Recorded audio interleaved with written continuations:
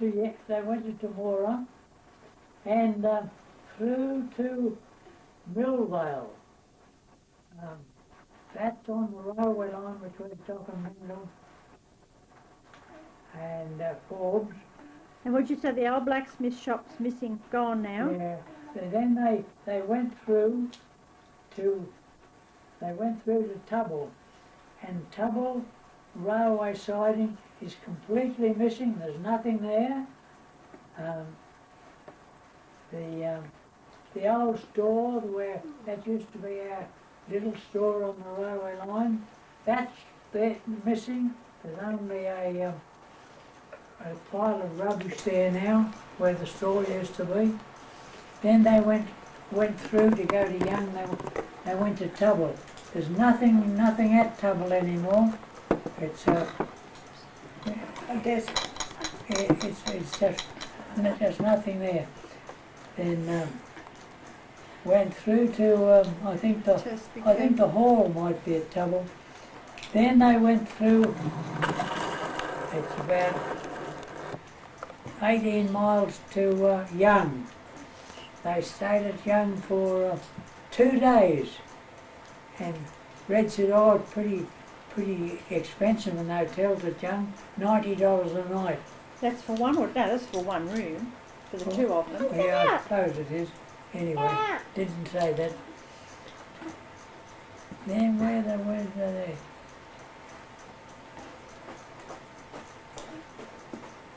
I don't know whether they went through to Cowra, and they went through to see the flower gardens at Cowra. They said the flower gardens were beautiful at Cowra, and then they went back to Rhonda and Griffith and home again. So that was 2 days they spent on the road. 2 days. Oh, that would have been nice. I think more than that. They spent 2 days at Young. Oh, well, that was his reminiscing trip back in time, eh? Yeah. Yeah, well, I couldn't. I had a job to sleep that night thinking about it. What, going back? Picturing those old places. Do you know, they didn't go out to our old farm.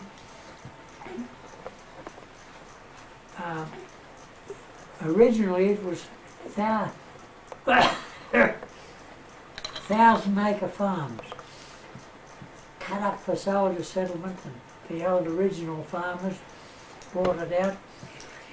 And Dad would send us half a mile down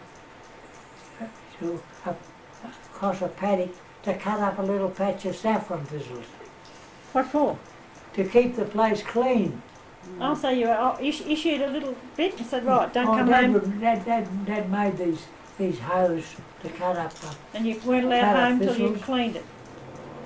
And then when we retired from the business, the old business at Maroubra, and we had the Holden station wagon, and your mother I remember that. and I. That's when you sold the shop. Yeah, your mother and I went back to Leeton to see Mum, and then we went through to Tamora, and then we went to Grogan. And you went to the farm though, didn't you? And and at Grogan there was an old bloke sitting at a telephone pegboard, a switchboard with put pegs in holes, and then we went out the stock route towards Maranjor, and we knew where our old front gate was, and outside our front gate was a little gravelly hill, about as big as this room, and there was beautiful quartz in it. Well, we used to all get quartz half as long as a pencil. What, when you were a kid? When we were kids. And the hill's still there? And Nell and I rummaged around. Somebody had put a bulldozer over it. And anyway, they'd scattered this quartz a bit about, we found several quarts and we took home to Maruga. But I guarantee there might have been gold under there if they'd have. I'm sure if there was gold Still got a there, bit of it. everybody would know about it.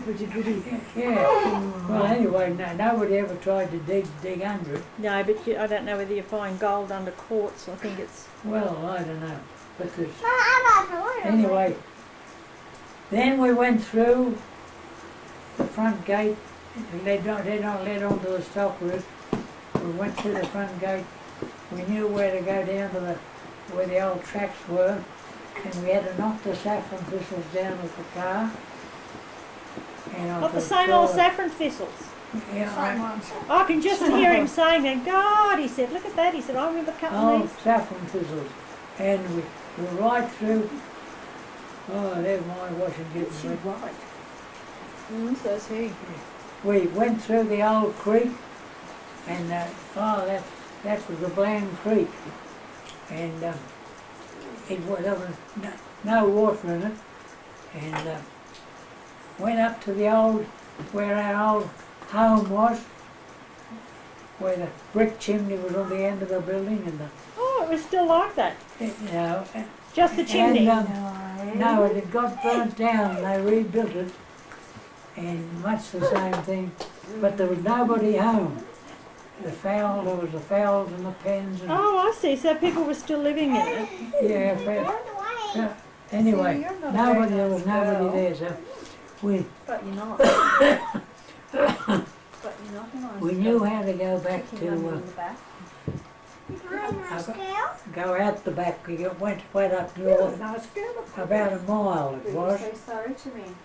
to Whitley's. Now you're in. Oh, the farm Yeah. next door. That was Mum's family. Yeah, so we knew where the track was. And oh, yeah, well, you'd know where that was. Yeah, and we had to knock all the saffron thistles down with the car on the old track. Same ones. It hadn't been used anymore. Same thistles. So anyway, we found our way across another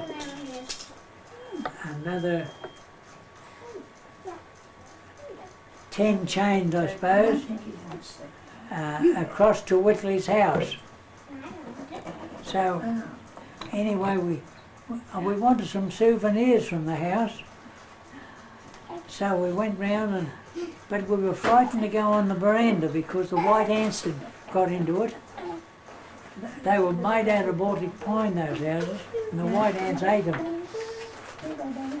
But we were frightened to get onto the veranda, but in the dining room there was the table, and there was a kettle on the table. Were you peeping through the windows? We have through the front door. The front door and the windows were blown out, Oh. and we. And they were frightened to put their Yeah, But were there people claw living? in face in case they went through the floor. Were there Yeah. people living there? Ants. No, nobody had been there. Oh. Nobody was there. And there was an old mattress lying on the floor, Squatters' residence. just like Bill Whitley walked out. Oh, really? The people next door, what happened to those 1,000-acre places, when they come for sale, the farmers next door bought them See now, and made them into there. big holdings. Now, And all they did was to turn their sheep from one paddock to another, so that they probably never even went into this house or near this house. So you could have taken up residence. So anyway, we hunted around the house. We weren't going to go to the house for souvenirs because yeah, it was built up about 2 feet off the ground. And if you went through the floor, you'd hurt yourself. Yeah. So anyway, we hunted around. We found the hub of an old wheel out under a tree. Found what? An old hub of a wheel. Oh, hub A wheel. wagon wheel. We took that home as a souvenir. Where's that now? Oh God, but this is a state of. We said they ought to give it back to the blacks. Well, anyway, Reg didn't go over there when he went there. They didn't go down there, but we knew where the road was to get out onto the to the Tubble, Grogan. no, we know how to get on the, out onto the Tubble Marangerel Road. Now that was an old clay road at one time. They seem to think that it's a good road now, but Marangerel was a little village with a police station, a cottage, a police station cottage, and a hotel. There was a hotel. And the hotel, there was a keg on the counter, and if you went in and asked for a beer, he just turned the tap on the keg. Oh God. And that was the stuff. Well, and there was a rain gauge. That was the local weather bureau. Yeah, and that was on the geographic list. It was quoted in the papers. But, well, anyway, so much for that. But then we went through to Young and to, oh, that's right, we went through Greenthorpe, I think, and to Cowra. Then we went through to Orange. We stayed at that Orange that night, and then next day we went home to Maroubra. That was our trip. About it. In the earlier days, you'd always strike people at their gates or Yeah. around the farmhouses. Do you know that we probably only once saw one person between the Mora and Grogan, and from Well, who owns all the land out there Tubble now? to Young, we saw one person. Who would own all the land? Well, the one farmer or squatter would own several of the old farms. And what were they doing with them? Running sheep. Running sheep. Yeah. See, and it's very airy. Eerie. If you broke down, you'd be lucky to find somebody coming. Help you. Yeah. Oh, yes. So, well, that was it. But when Reg told me about what they found, they didn't go around our old farm. But, oh God, brought back all those old memories, kept me awake. Did Uncle Reg get photos? Oh, they would have got photos. That was if it was worth taking. No? Did I ever tell you about, My grandfather was a cheese seller in I Tubble. told you about the old little store at the railway line, Yeah. and anyway, there wasn't too many customers. A farmer had come in now and again. We stocked all the essentials, and we used to buy cheese by the big, I don't know how many pound was All it, up, young lady. a quarter of a hundredweight or something of cheese. And we had that sitting on the counter because it was the old cheese, and the farmers used to like that cheese, and they'd come in and you cut them a bit of cheese, and they'd weigh it and charge them. And there was a room behind the store, and I remember I was sitting in this room and reading or something, and I heard a noise in the shop. What? This cheese was sitting on paper, on a newspaper or something, and I went in, what the hell's that rattling going on? And do you know what it was? The jumpers coming out of the cheese. What are jumpers? There's jumpers in good cheese. What's jumpers? What's a jumper? Maggots! Maggots? Well, it's not exactly. Maggots, so. But that is... Well, what are they? Notoriously good cheese. What are So they? in order to buy good cheese, you have to eat maggots. No, No, they're no. not maggots. Maggots is fly larvae there. Maggots? What would the jumpers be? We called them jumpers because they jumped out of the cheese. But they would be probably about 3 or 4 inches apart. And then suddenly Oh, these are the ones that make the holes in the cheese. makes the holes in the cheese. Oh, right. So he But was the like, cheese you I buy thought can... the holes were made by air. No, they're made by these jumpers. Nah, Ticina. it's No, fair. Yeah, That was in the old days. Today they're a little bit more... then my more. They're not. It's I'd not hate to cured think- for years like it used to be then. It's all I hate to done. think what the supermarket's called. No, but today the cheeses are Today done it's quickly probably with chemicals, and I think aren't they matured Mature, quicker? they call it these days. But they matured those over months, and you know. Yeah. So those holes were caused by critters eating Critters. the cheese. Yeah. They would breathe in the cheese for some reason or other. Why? Yeah, and you'd eat it? Yeah, well, this was the best cheese. So Oh, it was yeah. insect eaten. These days, they'd probably not know what you're talking about. Oh, picture. I think I've got a picture of that straw, I'm sure you would. but I can't see it anymore. Oh, this is what I want you to do. What? At Tallygaroopna, we lived in a 2-bedroomed weatherboard house with a chimney on the end, and we had a little farm, and I remember with a shovel helping Dad drain the water away from it. And yes.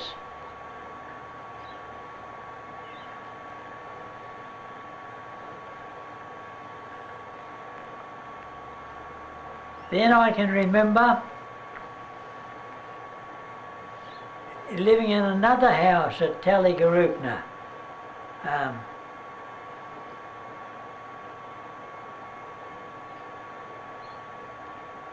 And there was a shed on it. And Dad employed a young fellow, and he slept in this shed. And Dad found killed a snake, about a 5-foot long snake, and put in this young fellow's bed. And that night we listened, and we heard a bang, bang, bang, and the young fellow had got a piece of wood to bang his bed. And my memory goes back to that.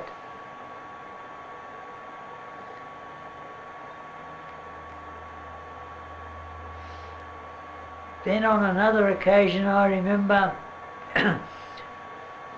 when we moved from Tallygaroopna, Dad came to New South Wales to inspect a farm at Corumby, and Reg and I stayed, and Mum stayed with my grandmother at Nathalia. We were able to go from Tallygaroopna to Nathalia in a horse-drawn buggy.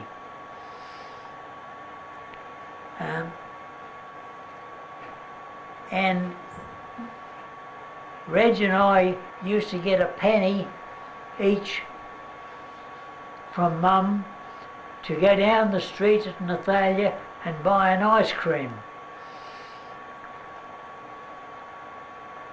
Then there was a big creek run through Nathalia. I forget the name of the creek, but Reg and I used to go fishing in this creek, but the only fish we could get were catfish, and you couldn't eat them.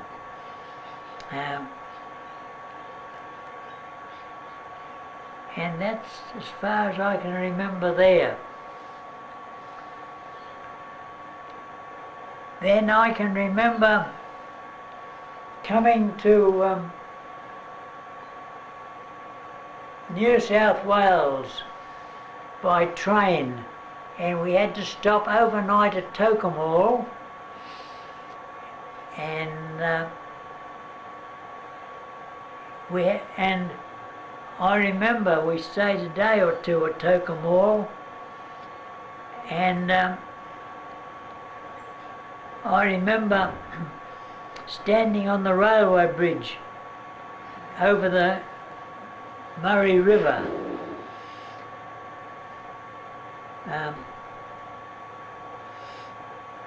Then we had to, the gauge of the railway was different in New South Wales, and I can remember travelling in the train with Mum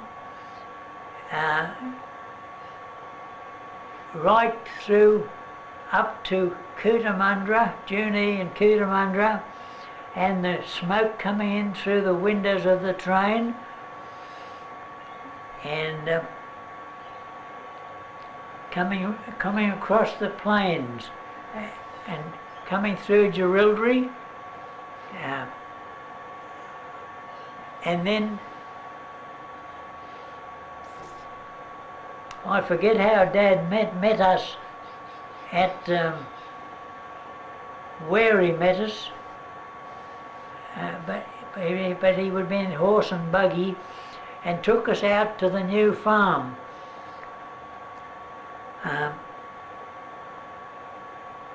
And the only accommodation we had there was in a tent, and then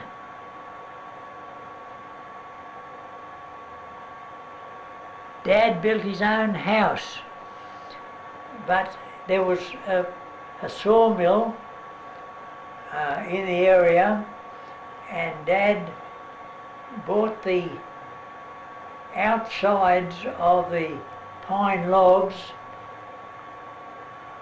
to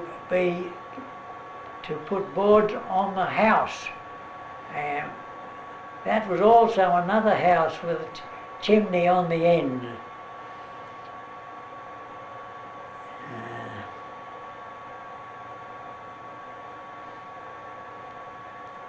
But there was a big creek run through this 950-acre farm, and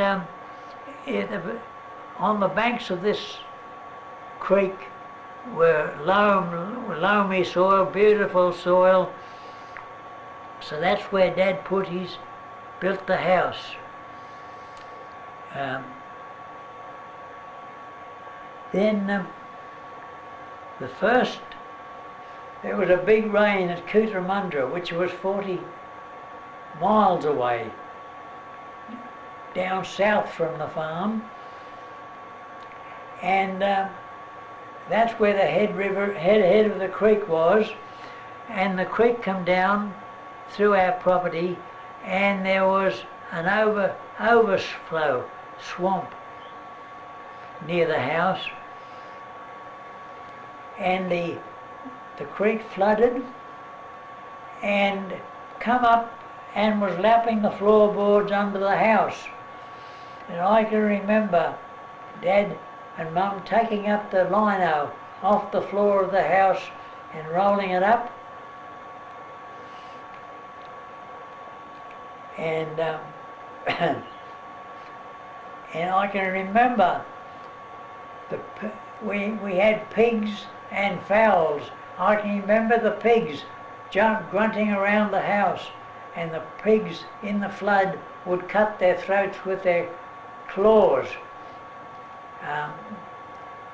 Then I remember the fowls also were caught in the flood, and Dad had built fences with wire netting on them, and I remember the fowls getting washed up against the wire netting, and dying. Um, then we were living about 2 miles from Currumbie Station, a beautiful big cottage, and people called Font were the manager there, and us boys were very friendly with the Font boys, but why we were not advised not to build on this creek banks, I would never know. But I can remember Dad with a handsaw cutting the house in sections and dragging it across this swamp up onto the higher ground, which was probably about 10 or 20 feet higher than the creek bank soil where the house was. But the soil up on the high ground was clay ground, and that's why we didn't build there in the first place. But I remember Dad putting this house together, because he'd cut it in pieces, and propping it all up so that he could fasten it all together.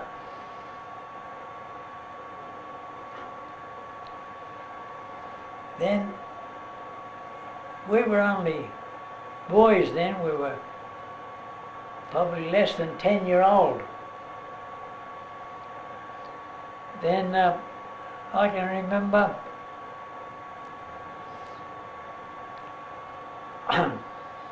and Dad was running a few sheep and growing wheat, but I can remember a big storm brewing out west and the big clouds rolling in, and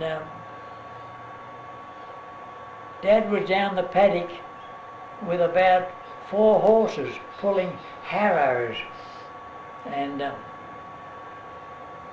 anyway the storm hit and it turned out to be a dust storm, and Dad unyoked the horses, and they were well-trained horses, and they stood still with their heads down, and Dad lay down on the ground and covered his face from the dust storm.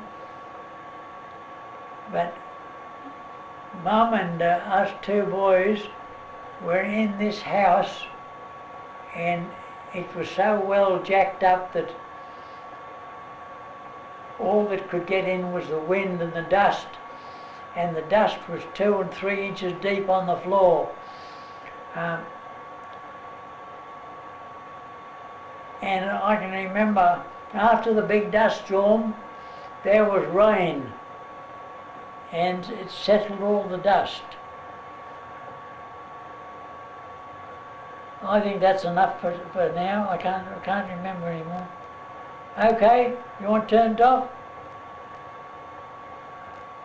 Now,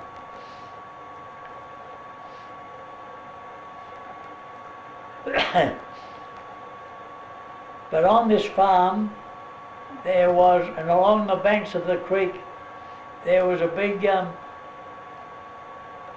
it was nearest on the edge of a stock route, and there was a lot of rabbits.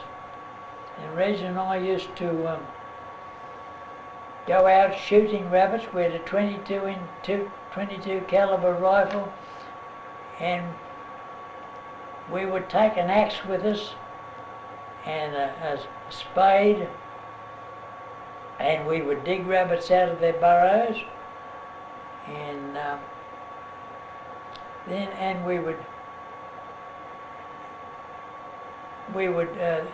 we knew how to skin the rabbits and to gut them, and we would take them home and Mum would cook them. And so that was a very... Then another occasion I met, when Reg and I were out rabbiting, there was a road running along this stock route, along the edge of our property, and we saw a swagman coming along the road, and we were only young kids, and we got down behind a big log out of sight, and we had two dogs, Tally and Mac. And Mac he was apparently a dingo that we'd had from a pup. And they stayed down behind this log until this swagman got past us along the road. That's another occasion. Then I remember too, we used to take an axe with us to cut rabbits out of logs, and I remember letting the axe slip on one occasion and putting a big gash in my leg, which I've still got a mark of. But we were 30 miles from Temora and 22 miles from Stock and Bingle, where the nearest doctors were. And so that Mum had to fix up my leg.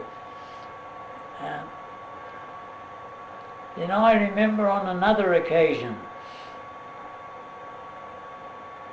after the 1914 war, this Currumbie station was cut up into 1,000-acre blocks for the returned soldiers. And the governments were inexperienced in this sort of thing. They brought out inexperienced Englishmen, as well as mainly Englishmen, and put them on these farms. And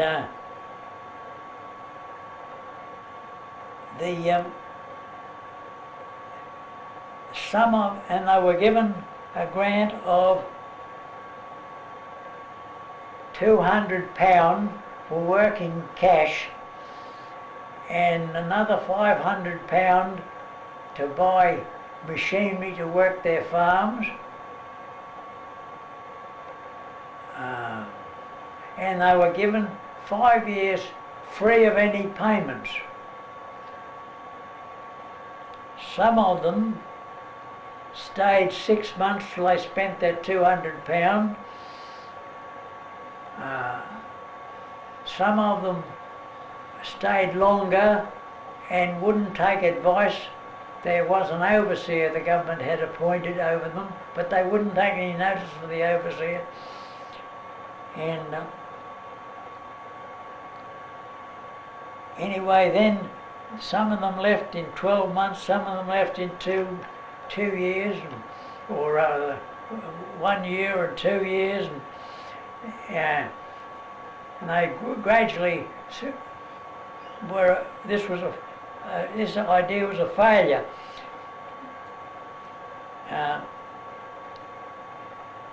There was a family called Whitley,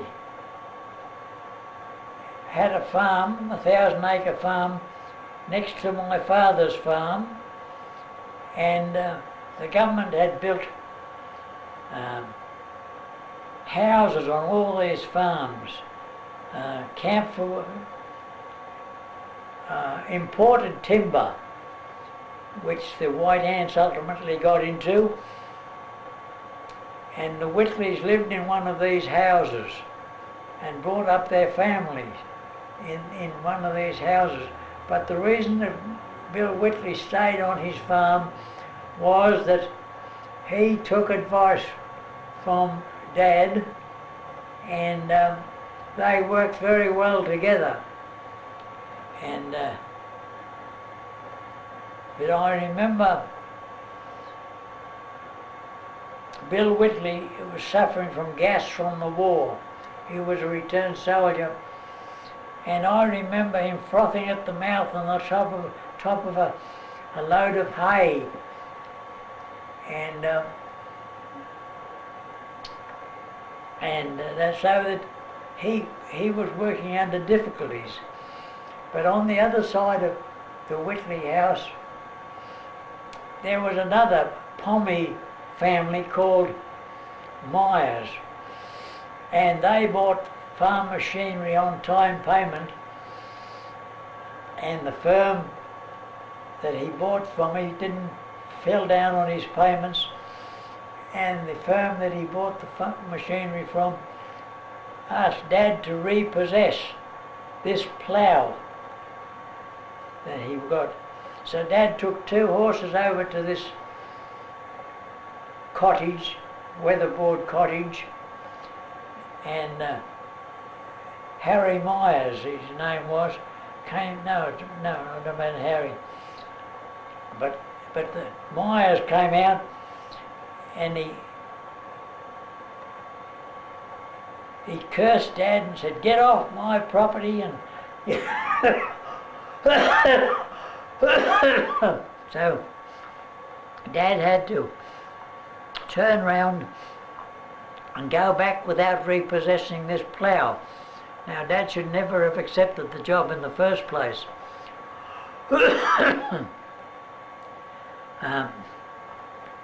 They were some of the occasions. Another thing that I remember was that the manager of this station, Fred Faunt, F-A-U-N-T, had 2 sons, Fred and Mervyn, I think it was, and us boys were very friendly with them, with their family, and they used to come out with us hunting, and we learned how to shoot foxes and catch foxes, and we didn't have too much luck. But one day we'd been out hunting, and we found a dead fox that had only been dead for a very short time, and the fox still had blood on its mouth. So we took this fox home and told our parents, Mr. and Mrs. Faunt and Mum and Dad, that we had caught this fox and killed it and skinned it. And anyway, ultimately, for some reason, they didn't believe us because there was some evidence about this fox that proved us telling them a tale. But so much for that one. On another occasion, we had 3 dogs. We had this dingo that we'd bred, Mac, and Tally was a half-bred greyhound and cattle dog, and then we had a thoroughbred greyhound, a bluey grey dog. Yeah. And these dogs learned to work together.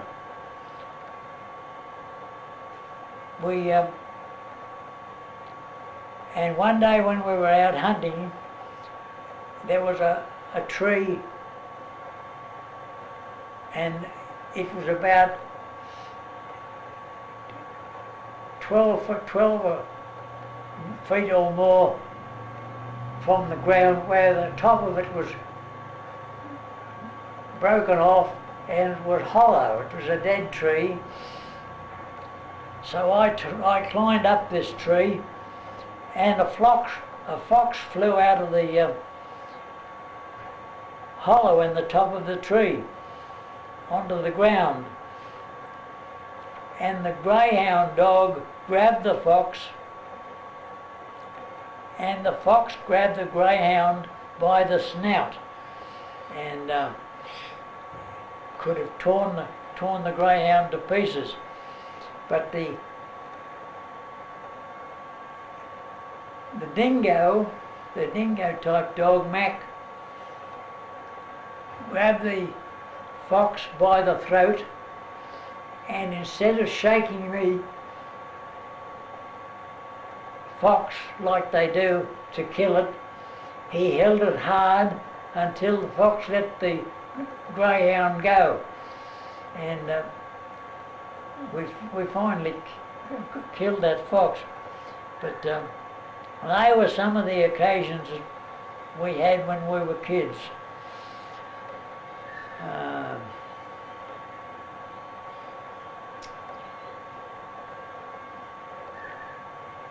Then, yes. Then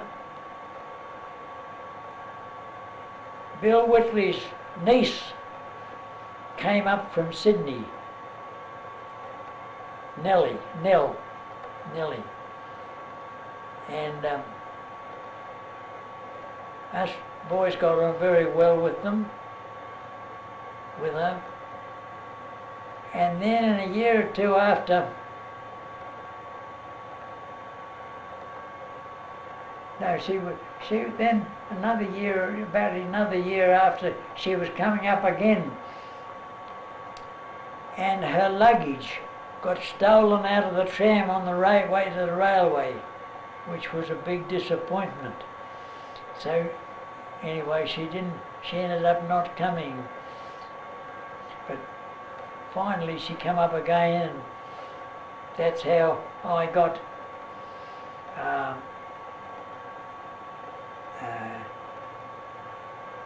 interested in my children's mother. We, on one occasion, a friend, Nellie Carr was her name, and living a few doors from the Carrs in Doncaster Avenue, Kensington, there was a family with a daughter called Della Watt, I think. Anyway, she came up to spend a holiday with Whitleys, and I remember she tried to cotton on to us boys, and I remember going over to the Morangel Road, and we had to go through a wheat paddock, and I remember, I think that, I remember having to make the girls go through this wheat paddock, and but then I remember we built a tennis court on the farm, and we made our own tennis net, and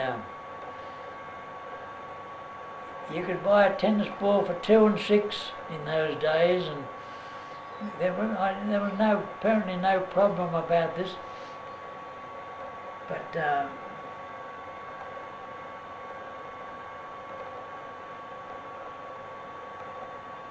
that's that memory's getting a bit dim now.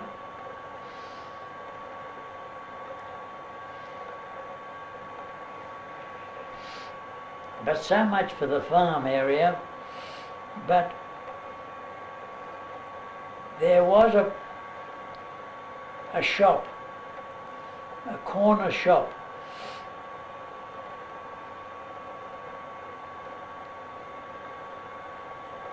about 10 or 12 miles away at a place called Tubble. And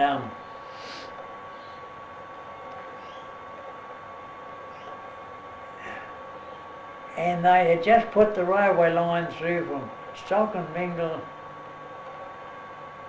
to Parks or Forbes, and that's where Dad used to cart his wheat to Tubble siding.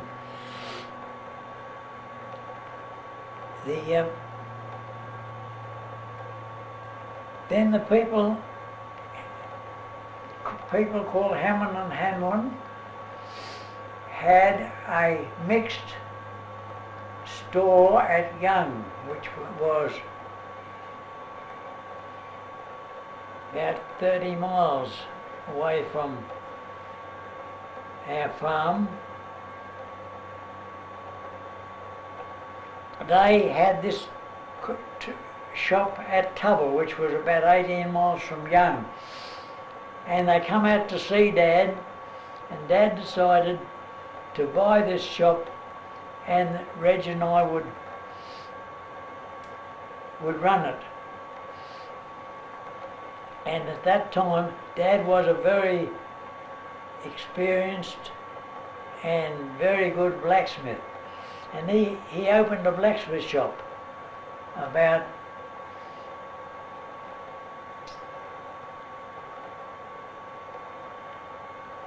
a couple of chain around the corner on a road away from the shop.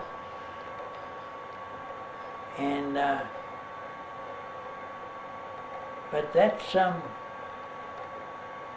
we had moved. There was a house in this place called Tubble, a weatherboard house, and that's where we lived. And on the corner of the house there was a post office, and I remember the farmers would run up accounts, and when they seasons were good, they'd pay their accounts, and when there was drought time, they'd be in trouble and we'd be in trouble. But I remember one night we'd taken quite a lot of money and we took it home. And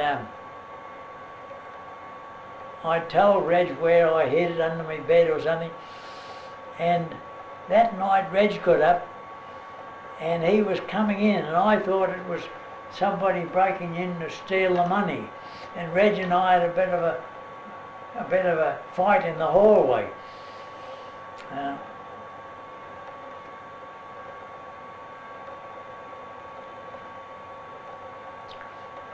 Well, finally, Dad did quite well in the blacksmith shop. I remember he was such a good blacksmith that people used to bring up all their old ploughshares, and he would lay a plate on the face of the shear that had been worn off, and he'd make them better than the new shears that they could buy. Because he knew how to harden the steel, which us boys learned off him. We learned all the blacksmithing skills that Dad had, and then people used to, that was the day of the horse and buggy days, and the tyres on the sulky and buggy wagons would come loose.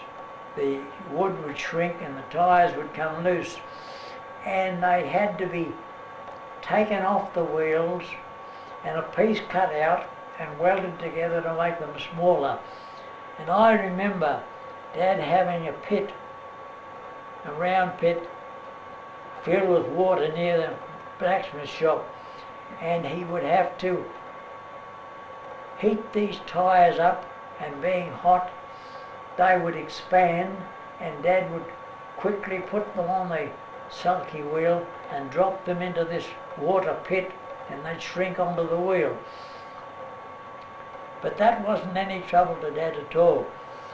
But he, one day, somebody bought a big four-wheel wagon drawn by 4 horses, big draft horses, into Tubble, and he wanted his tyres.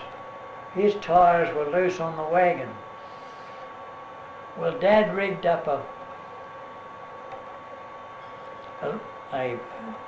lever over the fire in the blacksmith shop and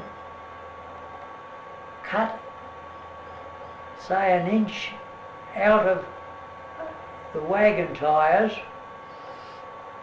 which you can imagine, and Reg or I, and Dad had what he employed a striker, would have to pump this fire up with big bellows. And while these tyres were hot, or Dad would have to put these tyres, cut an inch out and put the ends together and weld the ends together. And with this he did very successfully. Then he had to build a bigger water pit, and if this was rainwater, there was no laid-on water in those days. To drop the wagon wheel into this water to shrink it onto the wheel. Well, that wasn't any... Dad coped with that matter very well. That was no trouble to him. But I remember these 4 horses. They were big and heavy, and I remember Dad building what they called a crush that a horse could just stand up in. And he would have to make the horseshoes to fit these draft horses, and he could have bought the horseshoes, but he wouldn't take the bought shoes because the steel they were made out of was too soft and wore out too quick. So he used to make these horseshoes,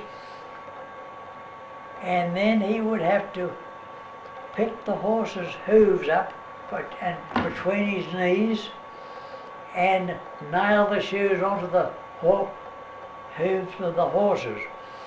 Now, I wonder, I could have never done that, but how Dad did it, I do not know. But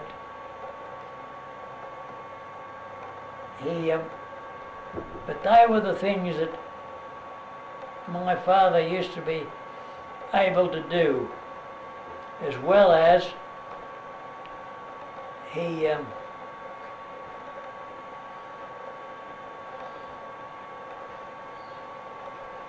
I remember that he had a farm, I think he had about 200 or 300 acres into wheat. And Dad had bad crops because on this fertile creek area, Currumbia area, it was very subject to rain and drought and every pest you could get, grubs and caterpillars and what have you. And Dad had a lot of crop failures, and having to finance the property was very difficult. But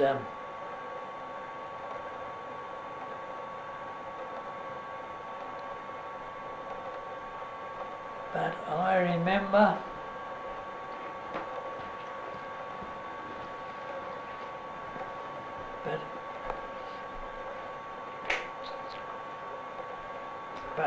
but I remember that on one occasion Dad had a farm, about 200 or 300 acres of wheat, and this was a very good year. It was to bring about 12 bags of wheat to the acre, which was very good. And Dad pulled the harvester out in the afternoon, and he said, "Oh, it's a bit damp this afternoon.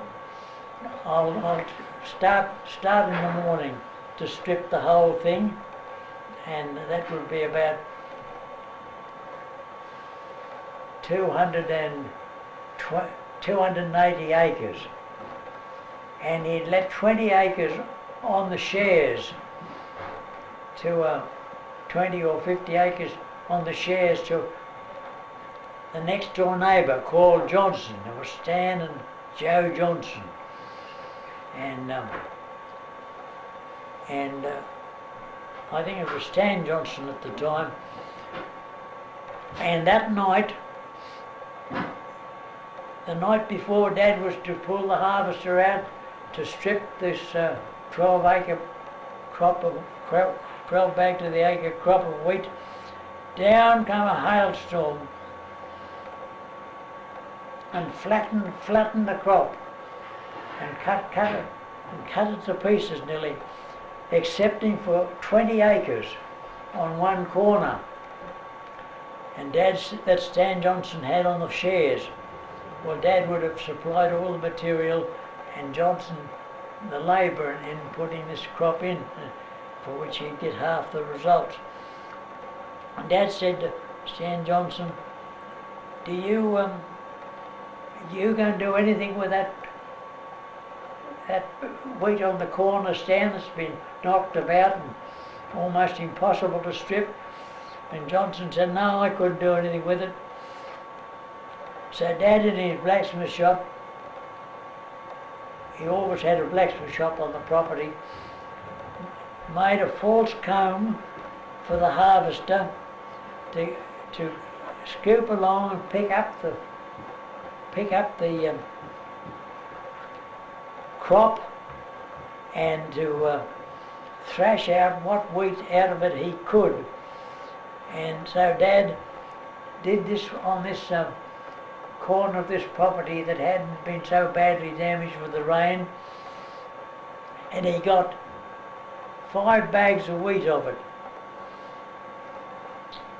I think it might have been 5 bags or 10 bags of wheat, which would have been good for seed wheat. And after Dad had finished stripping this wheat, Stan Johnson came in and claimed half of it because he was a share farmer. And I remember, it's a wonder Dad didn't kill him. He pulled him off his horse on one occasion,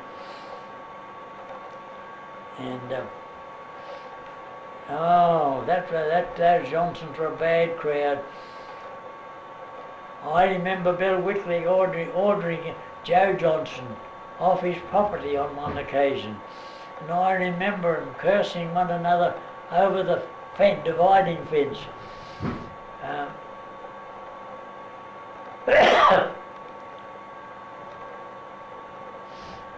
I've retraced my steps to the farm now. But anyway, Reg and I ended up in the store at Tubble, and Dad was a blacksmith shop around the corner. And it came drought time and the farmers couldn't pay their bills. And this main shop was burnt down. And a lot of Mum's antiques and things that she treasured were destroyed. But there was a shop on the railway line about 3 or 4 miles away at Tubble Road, where Dad used to cart his wheat to. We still had that, and then the main shop at Tubble, we rented a hall or building about 50 yards away from the original old store. But the business wasn't nearly as good there,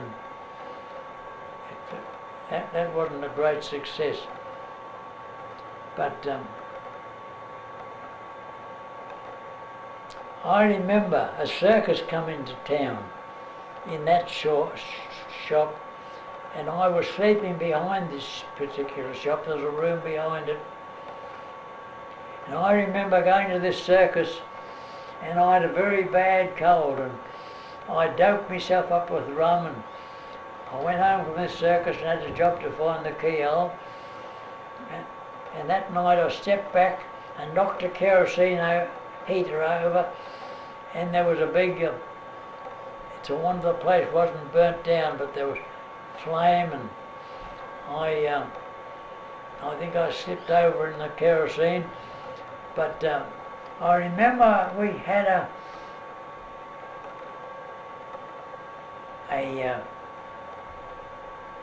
fire extinguisher there, filled with a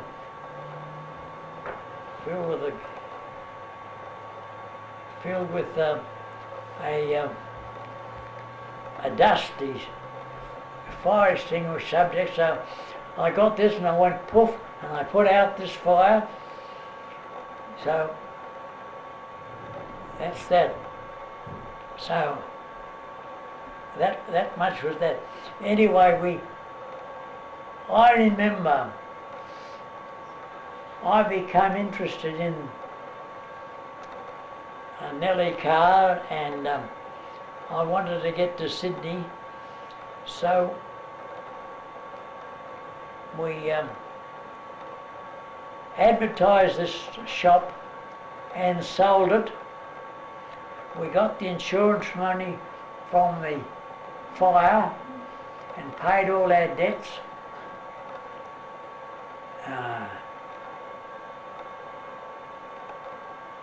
Then Dad moved from Tubble to a place called Greenthorpe, which was about 20 miles northeast of Young, and he established a very successful blacksmith shop there. And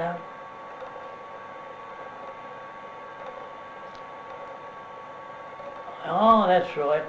Then the big depression come on in the 1930s.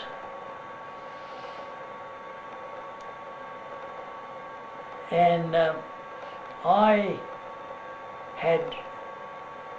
apparently I had come to Sydney and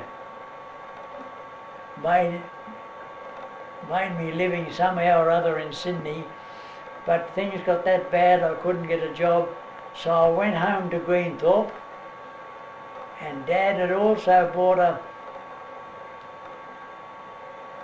a 500-acre farm.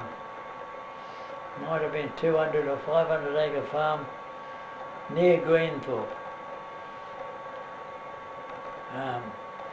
And I put a sign up in Dad's blacksmith shop, boots repairs. And I remember having learned the leather trade by an old saddler that had come to their farm to repair our farm machinery, farm harness, learn how to stitch with the 2 needles and stuff horse collars and sew shoes and boots. So I was able to put up boot repairs. And I just forget where I got the leather from. I think must have the local shop, grocery shop, must have bought it in for me or something. Anyway, I remember the first job I got in shoe repairs, a woman brought in a pair of snakeskin pump shoes. Now, I had learned, this old bloke, how to do that by turning them inside out and putting them on a wooden last. For some reason I'd got some old wooden last from Sydney, and I made a good job of these snakeskin pump shoes for this farmer's wife. Only when I turned them back into shape again, one was a little bit twisted. And I always thought she was going to come in and blow me up, but she never did. And but anyway, so much for that. But that was what had happened then. Oh yes, I nearly forget. I think I came to Sydney, and Nell and I got very friendly,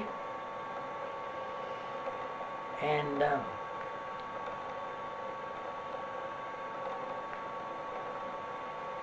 I remember it was in Depression time. You would walk along the street, and on every shop and every factory there were signs, no vacancies. And I think I made money by bits and pieces. And I remember carrying a vacuum cleaner. Oh, I took a job on selling Electrolux vacuum cleaners. And I remember carrying a vacuum cleaner from Kensington right across Sydney to Haberfield, because I knew I could get 2 shillings cleaning a woman's carpet. And I called in at houses on the way, and I think I had holes in my shoes, and nobody had the money to have their carpets cleaned. But I got me money from this woman that had promised me to clean her carpets. That's how bad things were in those days. Anyway, then, that's right, then later on, then somebody advertised for a salesman or somebody to do a job, and he was an estate agent in Castlereagh Street, and he advertised for somebody. When I went into his office, I sat down on a chair, and as I went in, he walked out, and when he came back, he blew me up because I shouldn't have gone in and sat down while he wasn't in the office, so I didn't get the job.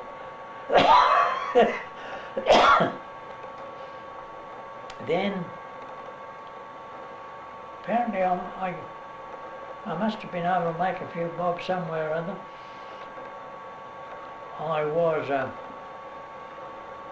selling businesses, professing to be a business agent, and God knows what in all those days. And I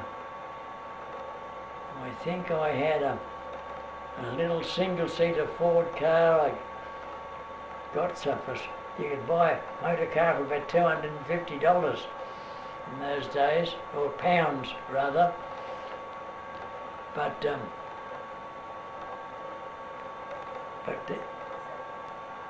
anyway, that's so much for that. But then I remember Whitford's Theatre advertised for a collector for their accounts. So they were in Sussex Street, Whitford's Theatre ads. And they also had another business attached to it, another publicity business, paper business.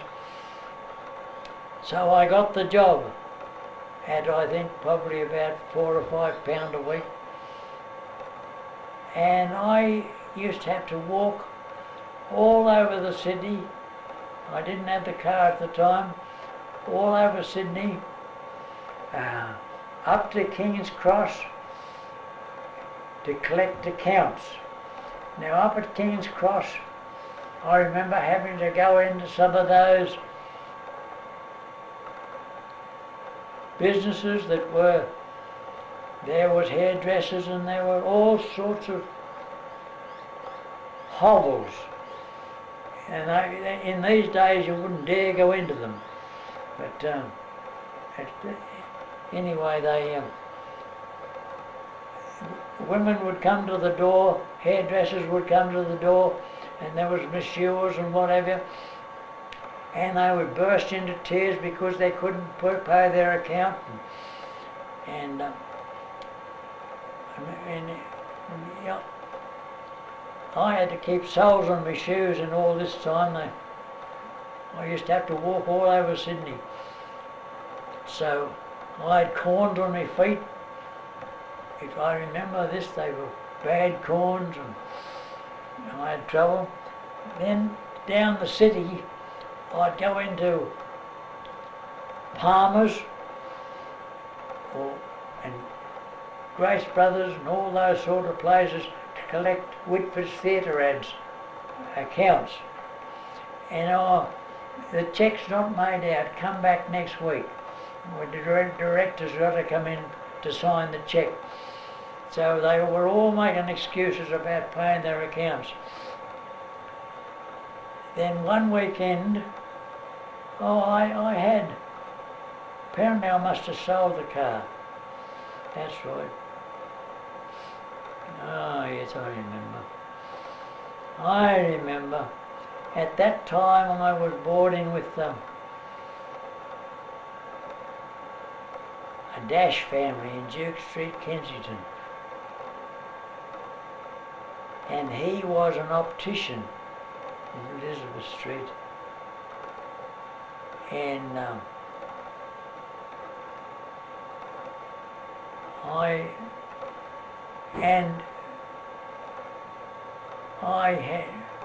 had a very good relationship with them, with the Dashes. They had a daughter called Sadie, who later married did very well when she married. They were Jews. And I remember I had a boil on my backside on one occasion, and I didn't want Nell to take it off, or Nell's mother, Mrs. Carr. And anyway, Sadie Dash's mother said, get Sadie to do it. Really, I got to take my trousers down, and Sadie treated this boil on my backside. They're things that I remember, but they were... Then finally, Dad got sick. He is still in the blacksmith shop at Greenthorpe, and had to go. I got a phone call from Cliff Trewin, a cousin that lived at Concord. And we were very friendly with Cliff, and I wasn't married to Nell at the time, and we went out, and Dad was at Cliff's house in Concord, and he looked terrible. So I took him home to the Dash's house in Duke Street, Kensington, and they put him up for a few days, and then I took him to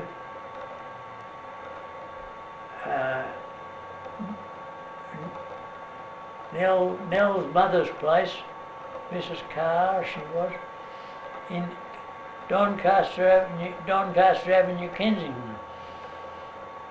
And Dad's bowels were giving him trouble. And I remember Dad having trouble and going down in the back garden out of sight to see if he could ease himself. And anyway, then I took Dad down to Sydney Hospital and saw the doctors down there, and they diagnosed him as having cancer in the bowel because he'd injured his bowel when he was younger. And anyway, then they discovered that this was urgent, it had to be operated on. And which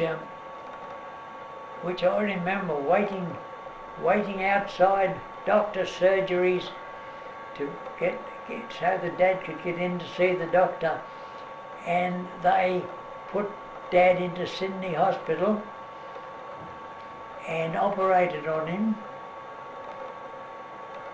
and we had to take food into Sydney Hospital because the Sydney Hospital didn't have the money to provide food for all the patients.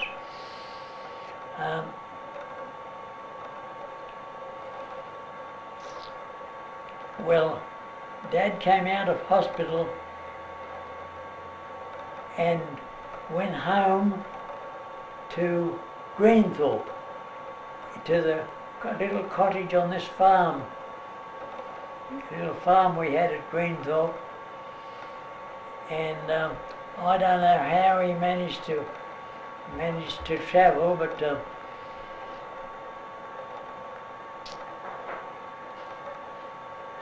anyway, the next thing I know, I know what I was doing at that time.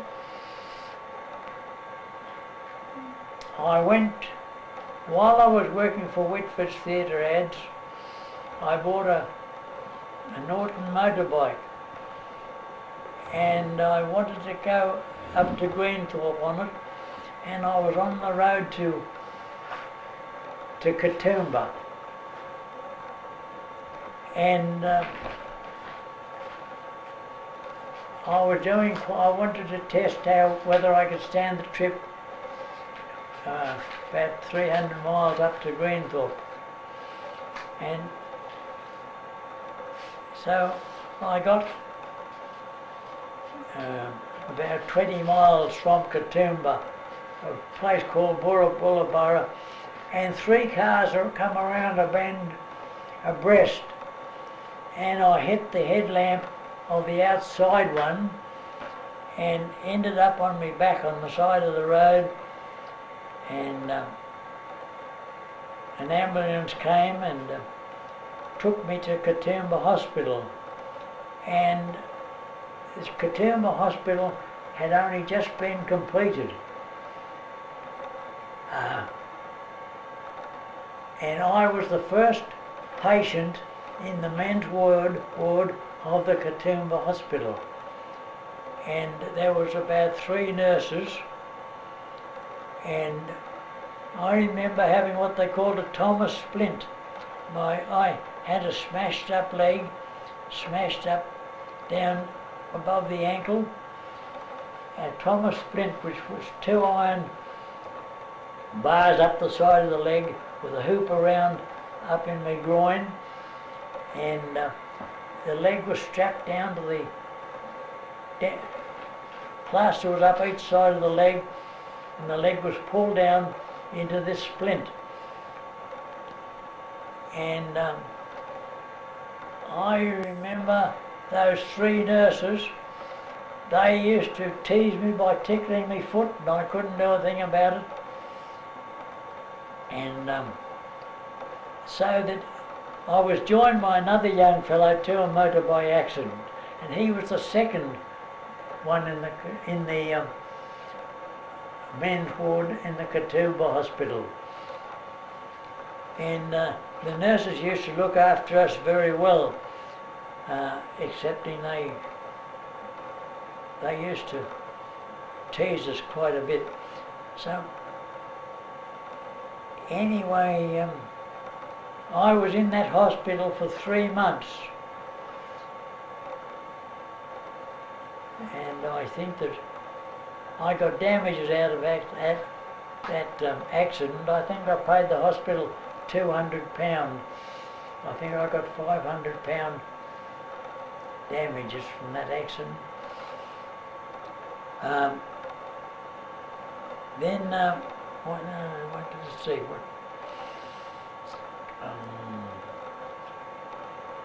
That was that. Well, I lost my job at Whitford's Theatre Ads. They couldn't wait for me to come out of hospital.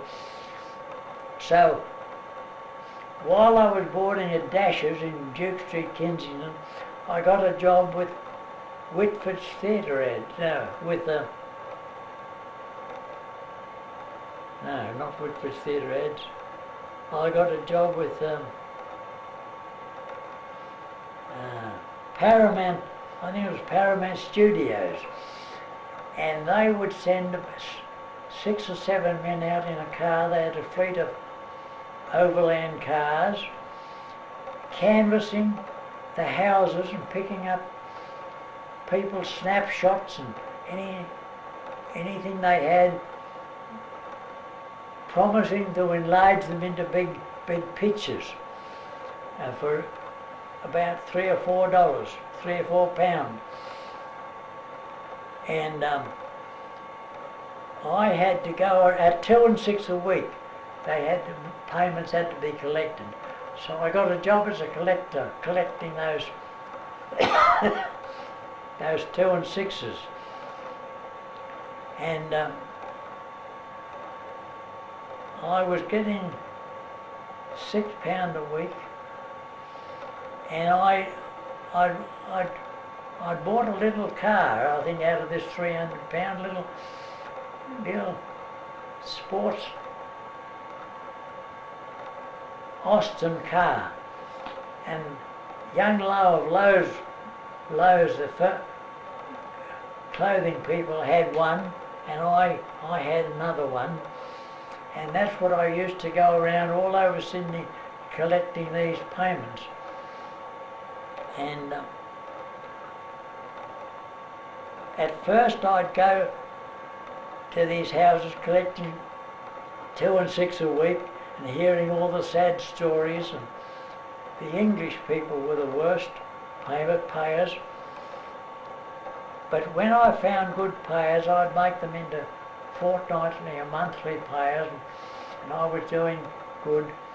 And an old American was the owner of this Paramount Pictures, photo people, and he called me in, and he said, "Trewin, it was hardly paying my wages." So he said, "Trewin, I think we're going to put you onto commission."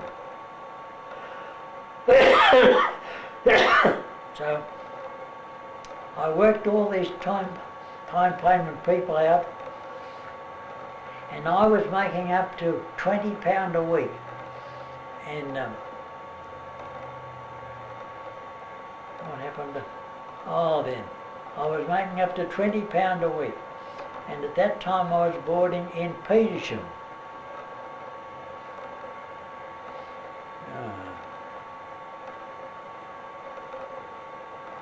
Yes, I was boarding in Petersham at one time, and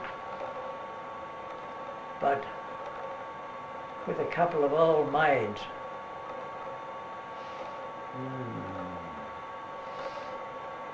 But I can't quite remember. But I remember when people couldn't pay, I would repossess these pictures.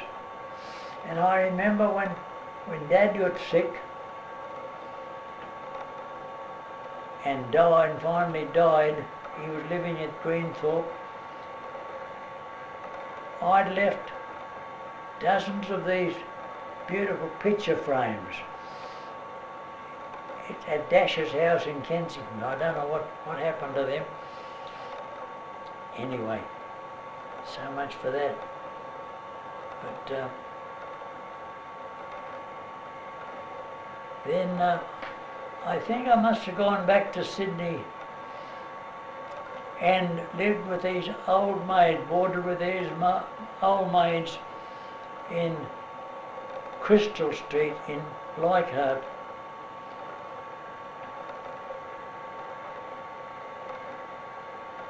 But that's when I was still going with Nell. We'd been going together for years. But anyway, Doris, your Auntie Doris, Nell's sister, and Sid Jeans had a cow farm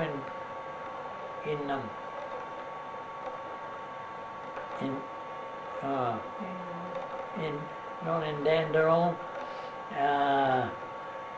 anyway, in Gippsland. And Nell and I, your mother, Nell's mother allowed Nell to come with me, and we went down the Prince's Highway in this little car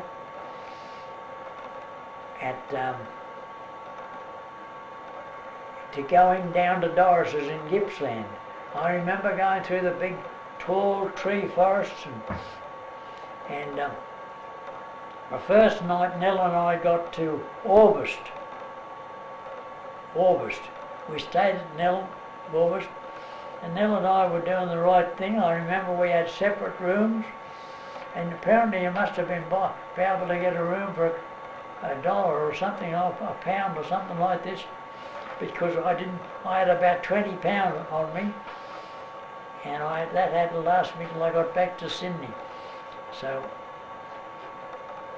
anyway, we set off the next day, and it was a pretty windy day, and I remember having to stop on the road because there were wire wheels on the car, and the spokes were coming loose, and the car was wobbling, and I remember having to get out and adjust these wheels, and we finally got down to Doris's, to Jeans's, and that's right, it was a 1927 little Morris sedan we had at that time, and the Jeanses made us very welcome, but they made Nell earn no money, and because they had cows and they were cow cockies. And then I remember the side pillow that the doors of the car, the door closed on. I remember making one out of wood and putting into the side of the car, and that got the car going again. And I remember buying some spokes and putting in the wheels of that car and touring the wheels up.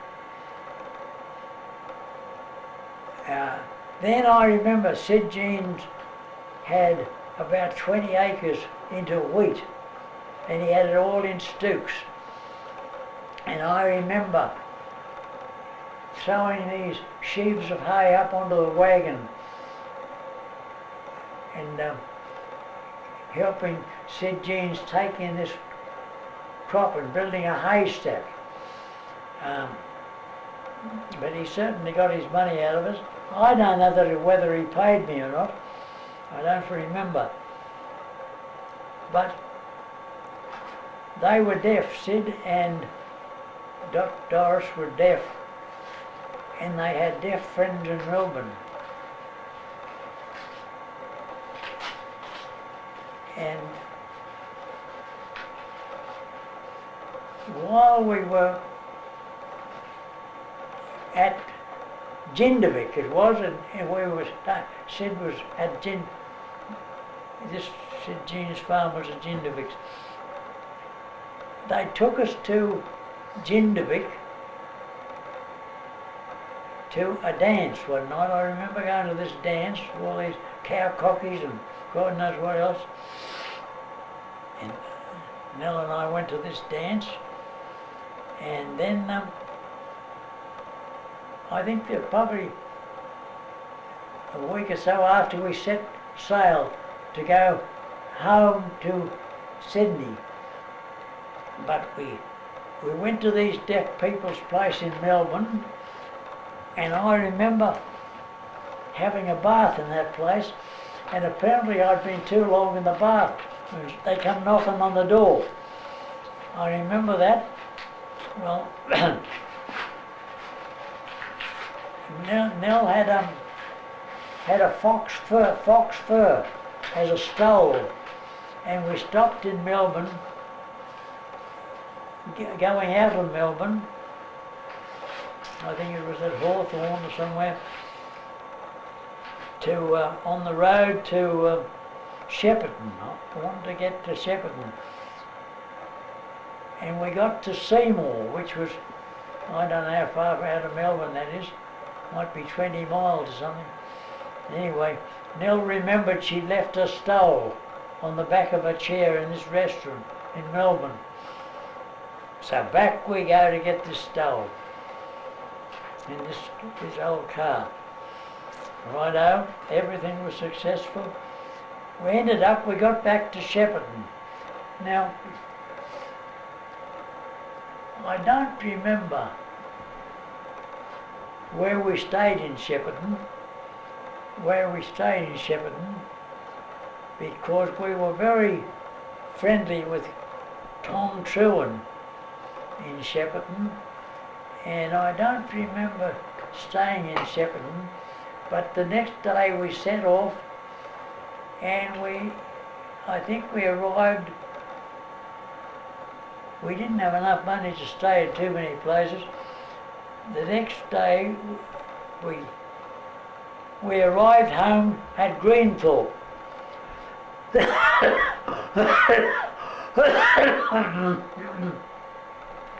Then we went to Mum's place at that little cottage at Greenthorpe.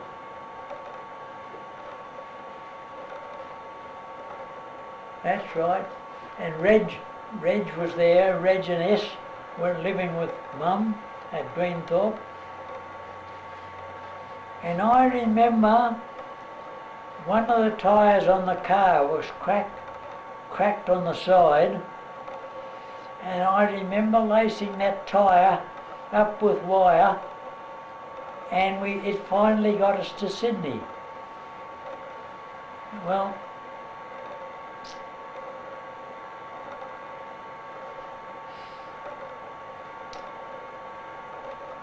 aye, fine.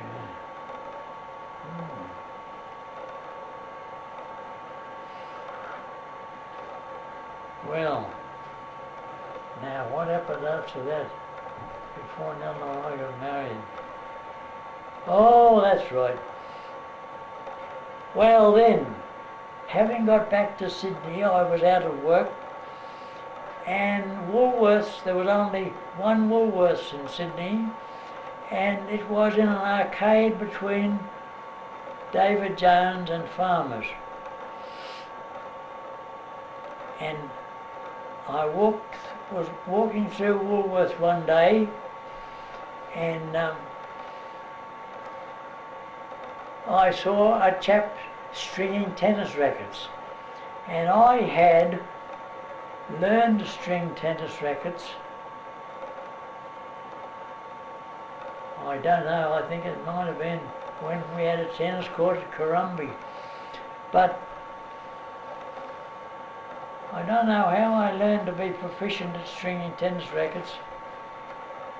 Oh, I know. Because we took up tennis pretty proficiently in Sydney at that time, and we used to go to a chap's flat in Petersham, Mick Sweetnam, and he was a very good tennis racket stringer. And I learned the technique of stringing tennis rackets. So this chap stringing tennis rackets in Woolworths, where I wandered around one day, I thought, well, if I can't do better than that, and he had the place in a hell of a mess, and I said, if I can't do that, something wrong. So I wrote a letter to Woolworths and said that I'd inspected the tennis stringing department and that I could do a lot better, and I'd guarantee to do this and guarantee to do that. So anyway, Woolworths called me up and I got the job. Back there, we'll come around Morange all the way, Yeah. up to Stockwell. Yeah. And we decided we'd come back around Morange all the way. Did we get bogged? Yes, we drove into that Gilgalley. Yeah. And of course it was the early hours of the morning coming up from the dance. I had to stop in the car with her, and you walked across to the farmer's place and he come down with his 2 horses.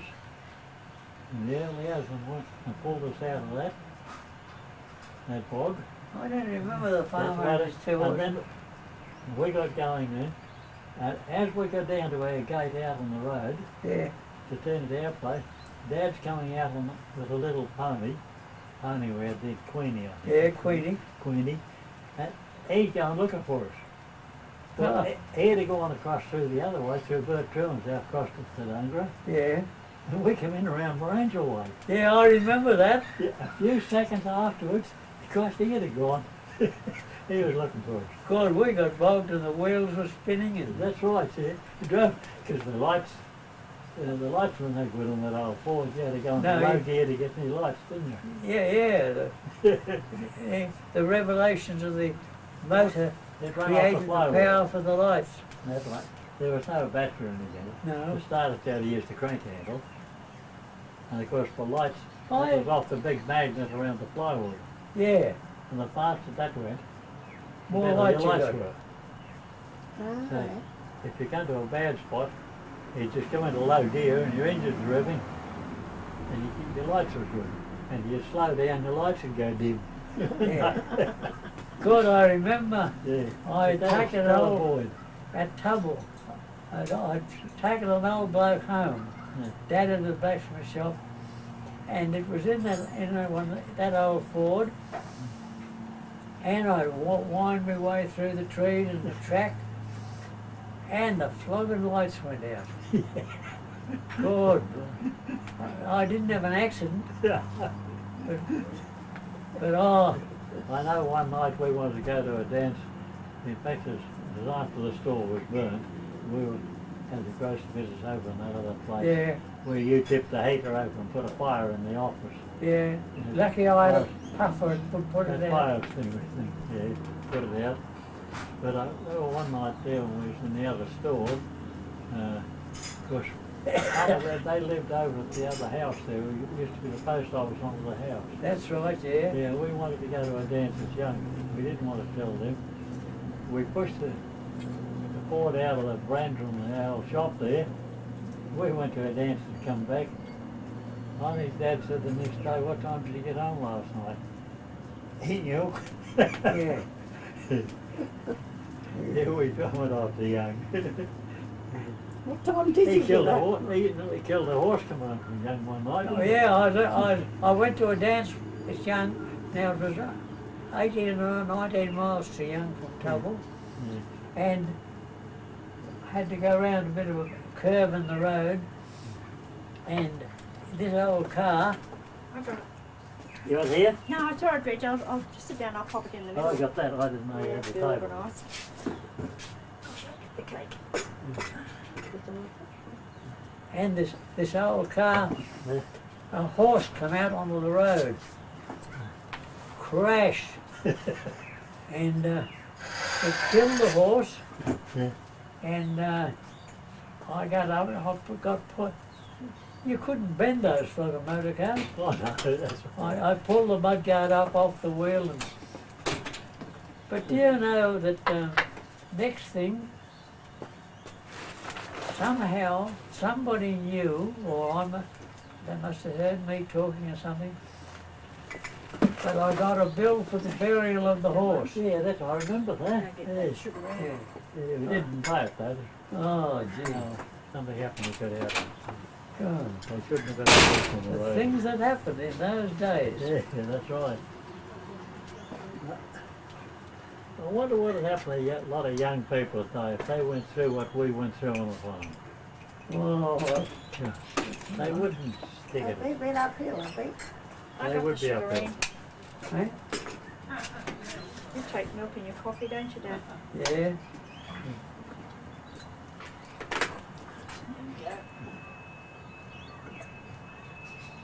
Yeah, Uncle Reg? Yeah. Oh, I wish Ash and Rhonda and Philip were. Oh, they're having a wonderful time shopping. There you go. Yeah. Now, do you want me to do all this for Yes, you? please, you can do that. Oh, really? That'll do. You can Thank just tell you're being used to being waited on. You have. One of us under in Philip, I do. Yep, we call that. Is this the year 2000 Oh, like yeah. the Morris century? No. Oh. That's just one sugar. Yes, we do. Okay. A piece of cake.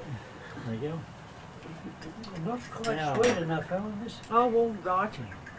Oh, well, So you take 2 tablets in that, do you? yeah. So they'll be coming back again. Is that what you're Got to going be to do? stirred, Hey? hasn't it? Will be coming back. It'll cost you to get down here. Yeah. Like I say, What was the trip I called? can see $2,000 gone on this trip. Oh, well, that's, look, trip of a lifetime. Huh? One of those trips of a lifetime. Yeah, it is, yes. You can't take it with you, Uncle Reg. You can't take it with you. No. You've got enough to last you to the end, that's all you've got to worry about. As I say, as long as you can go Well, where you now want to this- go. That's right, as long as you've got enough to pay for the pine box. This cake, I'll leave that under somebody else's No, I'm control. worrying about the box afterwards. Well, Dad told you his arrangements? No. You want a bit of cake? No, you're not going to waste any money in your Yes, box. please. It's one of those body bags and it's going to be put in the fire. Yeah. No fuss, no ceremony, that's no right, pomp, that's what I promise, want. no nothing. What's that? You want the box though, Dad's not even worried about the box. You're very thrifty, my father. That's the very burial bag. thrifty. Just a burial bag, Burners. the burning bag. Well, that's all I want. That's And all I I don't want. want anybody streaking up from down That's no 2 or way. 3,000 kilometres up. So you're not invited to the funeral, did you hear that? Well, that's You're good. not going to get an Yeah. Well, invitation. I wouldn't get you What anyway. did he say? Because there'll be a Doesn't want memorial anybody service coming to the funeral of a couple of hundred because people no in the invitations hall, going out. Yeah, and that's all it wants. that's all at once. First, they go down. The Nobody's to go out of their way at all. The crematorium is next to the hall, our hall, Hmm. and the relatives and everybody go there for a cup of tea first, and then Well, what do we do? What do we do with a dog or a sheep or a horse or a cattle? Stick it on the Now, are fire. they any different to what we are? Right. No, they They come into the world the same as we do. They're all souls. well, that's That's what I right. want. They all end up in the same place. I want to be the funeral director to pick me up, and that's the end of it. What was that? I want the funeral directors to pick me up, and that's the. They needn't have any stained coffin. Oh, no, we're not going to waste any money on that. And these memorial services that we have, occasionally there's a coffin along the front of the audience. What's your coffee? But no, but I don't want that coffin. I won't be in existence when that happens. As long as you see, if we're all, he's going to be there while we have our cup of tea.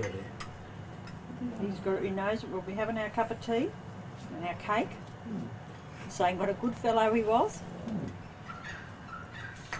Now, there's some people afterwards, it's when he's there, that's That's what right. it is. Oh, he's just stand the other way. It's a nice bit. Well, I of spoke The to good the. bloke is the bloke that go out and help somebody when Yep. they're in trouble and they can't help themselves. In trouble through no fault of their own. They jump what I was ahead. on. Their soul jumps ahead of the others. You see. That's what I was on for years when I was in Rotary. Called it accident Mm. road. Remember that?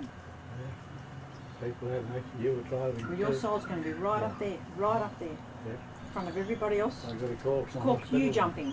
We had people living in our house, complete strangers looking Mm. after them. Some of their own could come and take over. It's all hard work.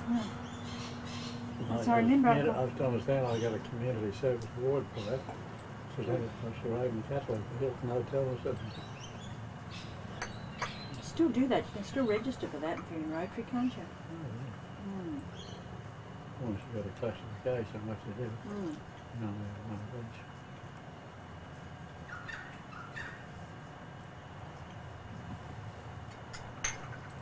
Well, fancy you remembering getting bogged in that fucking That Gill guy. gill guy. Yeah, The gill guy across the road. We died. Yes. There's a place called Well, that Gilguy. farmer, he must end up early that morning to get his horses. He woke up because you seen his light across the farmhouse. Yes. How many years ago was that? 60? 70. 70? 90. We were under 20 years of age. We 80. wouldn't be 20, Stan. We wouldn't 80? be 20. No, not when we was on the farm there. We'd only be about 16. About 75 years ago. Something like that, yeah. When we first got the Ford. Oh no, we were a double on that in shop and that. in the 20s. And you went into Hammond and Hamlin's there and had a week or a fortnight in there learning a bit about the books first. Yeah. I Because we came remember to them. Tubble, he came to Tubble there and Dad at the blacksmith shop, and we were going to school at Tubble then for a while. And Yeah. The bloke went broke on the farm or something, he walked off the farm. What was his name? Jim Hamilton. Jim Hamilton. Yeah. And he walked off the farm and Dad had to move, we had to move back onto the farm again. Keith.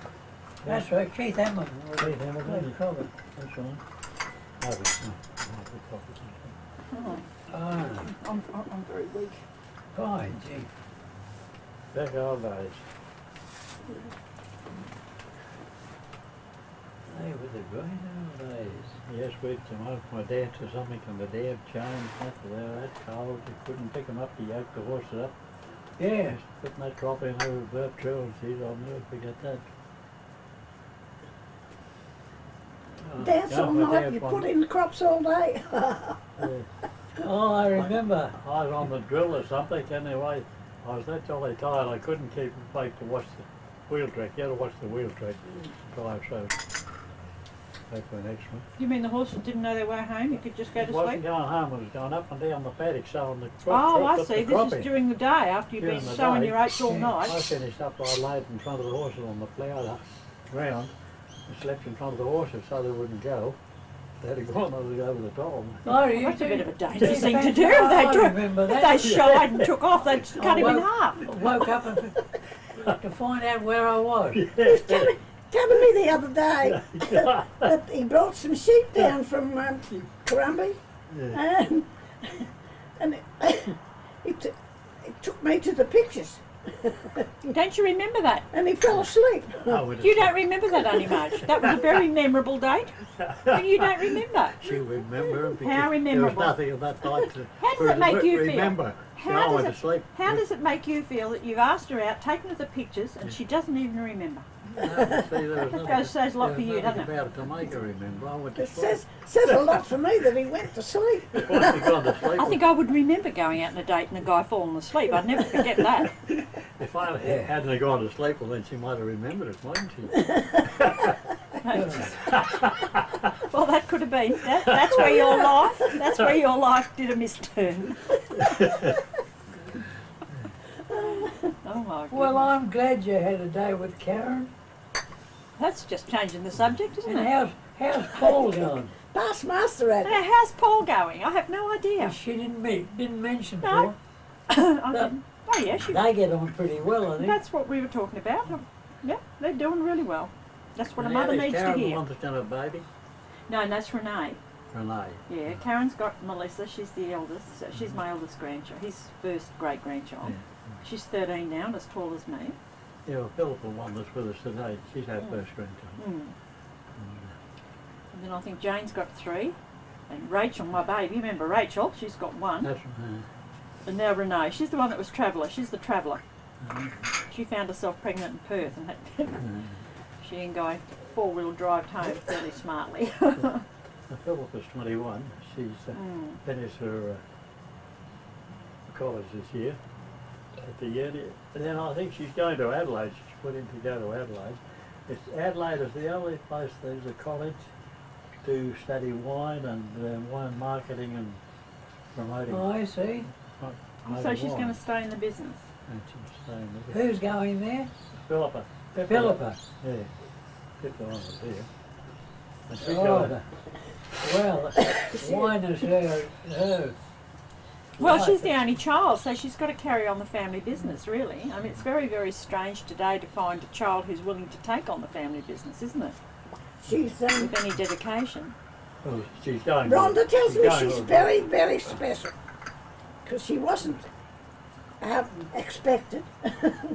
Yes. No, the only children usually The only aren't. one, and the What only Karen one she's says about likely to have. Yeah, this is what Karen says about Melissa. They're so different to the, they're just so different to the kids, brothers and sisters when there's a heap of kids in the family.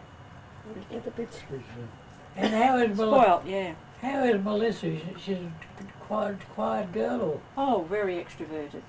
extroverted? Absolutely. Karen was just saying, she's on the go the whole time, just on the go. You know, she's always talking, and she's well and truly part of the family. There's not mum and dad. There's three of them. But Karen was saying when they go out, like they went up to Surfers Paradise, up to the mall there, and Melissa's not just walking along like, you know, the kids do today. Oh, you've got to go out with mum and dad. She looks forward to going out. She's part of the family, you know. But she's dancing and she's jumping and she says, oh, like this, oh, look at this, look at that, you know, or she's doing a cartwheel or something, you know, down the main street sort of thing. And then she's walking along and she's talking to herself and just like this, you know, and Really enjoying and enjoys life, absolutely, you know. And Karen said she just turned around, this is apparently just recently, she turned around and she noticed all the kids, because they went past, all the kids pulling faces, you know. Said, oh, what's wrong with this kid? What's wrong with her? Like, you know. And then Karen started to notice these kids are just slopping around, nothing better to do, like, you know. And she said, my God, she said, if I had a kid, I know I want her to be extroverted, out there doing cartwheels in the street or jumping up and down. I used to ring up, Because most kids are like that, aren't they? Just absolute zombies, you know. I used to ring up Karen and Melissa would come on the phone first. But now I can't see, I can't look up their number, and I've got to get Mace to turn the television Well, you can give her a off. ring now. You can give her a ring and ask her how it went up at Renee's. I'll have to get Well, Mace there's to no look up the telephone number. in the place where we're in. But he Yeah, uses a no, mobile yeah, all the time. That one's pretty costly too. It does. Yeah, you've got to be careful you don't make too many phone calls. But I don't know how many she's made from there. You get used to it. All business deductions. But with the Santos, the Ronda's on a terrific job of education department. Is she? Oh, so she's not working with the Roger. She's still got her own business, still got her own job. No, in fact, she changed over at Leighton. There was trouble in the public school that Philip was something smaller than going to. And she changed over to, no, she was offered the job with the Catholic school at Leighton. And there was that much trouble in the public school because she went to the Catholic school. See, that's where all the good teachers ended up in the private She system. went to the Catholic school, and the police, she noticed them, they got there, and they're in shopping one day, and Philip was going up, Hail Mary, Hail Mary, all along the dog feed. All along the what? All the dog feed in the supermarket. Hail Marys, Hail Marys. Hail Mary. Wondered if she turned her back on her. Oh my But, gosh. But now then, Rhonda worked her way up in that, and then she was offered this inspector's job of teaching teachers. They call it reading recovery. Oh, right. They sent it to New Zealand, to college over there, the only college in New Zealand, where she studied there for 12 months. Roger had worked the farm on his own. And she was over there for 12 months? She was there for 12 months at the college in New Zealand. I went over for a fortnight with her. She bought with a car over there. So she was actually, Roger go over? Did they? Oh, he went over 3 or 4 times. I was going to say, yeah. Back and forth, sort of. And That's a big well, hiccup, she isn't came it? back and she signed on for 5 years with them. It's with the Catholic school, the education department. That's through Wagga Diocese. Yes. And she does all through Wagga, Clayton, Griffiths. Oh, so this is the Catholic school, the Catholic she education still does system. public schools too. She's Some qualified. of it is paid through the government. Yeah. So she's a teacher's inspector. She teaches teachers. A Yeah, teacher's she's teacher. inspects. Yeah, she stands and She's assesses the instructing teachers. teachers how to teach these Yeah, kids. and I know even in our day they used to have the inspectors that come round and they were virtually inspecting Well, they the test the teachers. kids. They were checking the kids. Oh, I remember the I suppose they inspectors did that the used to testing come and on stand in the back of the Saturday. class and they were assessing the teachers. Yeah, well, now, on that job now, she gets a new car given to her every 40,000 kilometres. Oh. She's on a new Magna now. Well, in fact, it's on 32,000. Due for another one. By the time you get home, you get a When new you one. Get back, no, she'll get a new one. She doesn't know whether to take a Commodore or a Ford or a Magna. Oh, well, she can just take a Whatever Ford this she time and a names, she Commodore gets. next time. Yeah. She's never going to pay for a cent of petrol that goes in it. Except when she Yeah, travels yeah. into No, Queensland. that's all paid by the diocese. God. The first 12 months she was putting in a report in a Mm. expense sheet. Anyway, it seems that a new bloke take over in the office. He said, what's this extra money for going into the car. Oh, she said, that's my private money. He said, under your contract, he said, part of your salary, whatever that goes into this car is going to be paid by the dyers. So he said, gee, that Pope's a good fella. He pays that trip down there. No, it's not the Pope, it's all the parishioners. That's right, yeah. It's all the We Catholics. thank him though. But she got on really well with. Oh no, that's But good. oh no, with the car, those adds up to about $70,000 a year. I know, yeah, gosh. It's funny, you know, you have to start at the beginning and you work up, but that's where you start working into the cushy jobs. Yeah. See there, She's worked for it. She's That's studied right. for That's it, and people she's today, conscientious on her young job. ones today, Yeah. they want those cushy jobs up front. Yeah. Oh, yeah. They do. I went to Okay, university, they'll I've work got for all these degrees, Yeah. I want the cushy job, otherwise I go on the dole. But she said after when we come out of the college, just the school teaching, she said they're not fit to be teachers, teach the Yeah. kids. Well, it's funny, you know, because Ray's,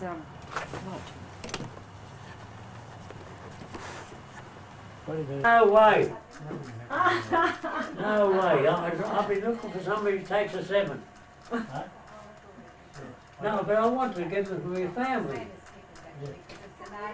Anyway, come in now. We found something beautiful for Mummy. Where have you been down Hastings Street? Well, we want to put Have you some been down lights on. Hastings Street? We have. I thought so. And I was looking for, I wanted Mum to buy something for her 90th birthday party. And so we found this Yeah, gorgeous clothes. dress.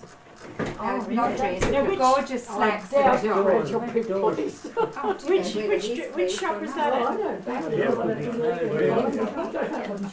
you know where I No, I don't know the name of it, but. Where was it? I know this, I know Was this. it opposite where we had a cup of tea, wasn't it? Yes. Do you remember the name of the shop where Grandma was? Near the jewellers. City. I need All to those go to jewellers the, on the beach Well, side. Yeah, I Oh, don't know. not Costa. Yeah, Costa that's Nova. Oh, that's my favourite shop. All right, full Yeah. family. Oh, now listen, where do we We start? haven't got any rotten eggs. They're lucky, aren't we? Hey, Well, I'm pleased to Well, hear stop that. looking for one. Oh yeah, we're not going to go looking for one because I'm sure if we do, we'll find one. Oh dear, is that a digital camera or a movie camera or a It's a video. video camera? Was it like a sherry? A digital video. No, thank you. No. I've had, no. After the other day. Don't need any more sharing, thank you very much. That's for all you people. Oh dear. People have a little white Auntie Marge wine. gave She Pippa a wanted a sherry. sherry. And had you had So sherry she'll have a before? little I white don't think wine. so. No, it was That's no. all It's disgusting. I must try some of this sherry before I've got to drive home. That might be wise. That's a good job. Well, Mum said it was your beaches today, didn't it?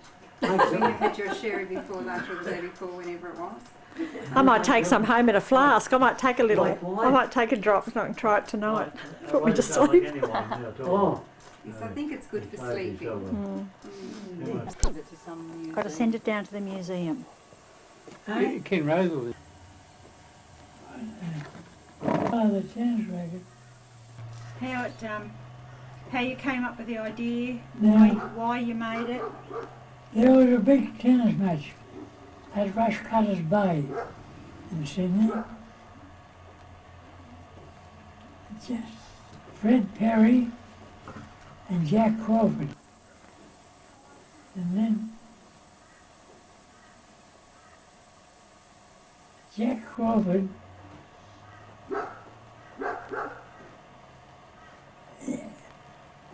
invented a flat top tennis racket. But when you strung them, the tops come in like that. And so I said, I'll fix that. Then, but I had a couple of good friends in Sydney. One was a wood bender, and the other was a tennis racket frame maker. And they made an oval top one. See? And I was a tennis racket stringer, but I designed it to string that way, diagonal. And that's the racket that I've got in there now. Well, I was about to go ahead and market it. Mhm. I was about to go ahead and market it, and the war come on.